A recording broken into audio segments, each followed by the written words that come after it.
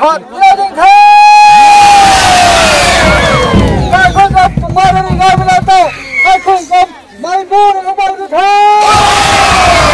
ai không thế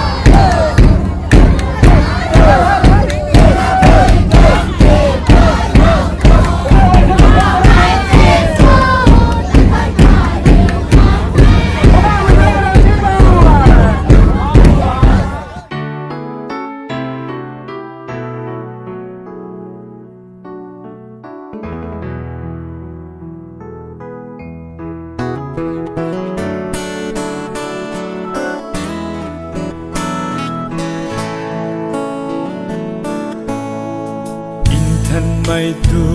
na Mary khâu tai có văn sra tai rồi có câu vang na sa a ti gai so giao diện là tàu mai a lu lê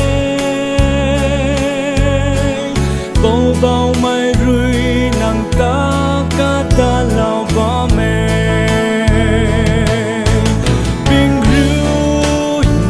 mai bùi Mary ra quang khâu ruồi giao diện là tao thế thằng ruồi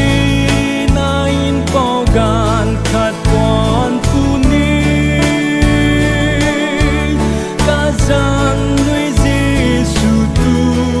na con ni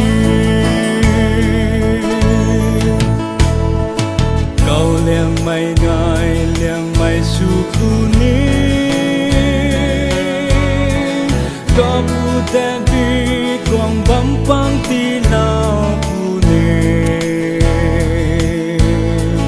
giờ có con câu rê tinh sang rằng quang tu phu ni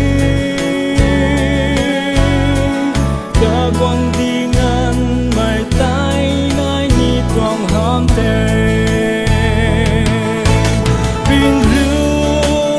thân mai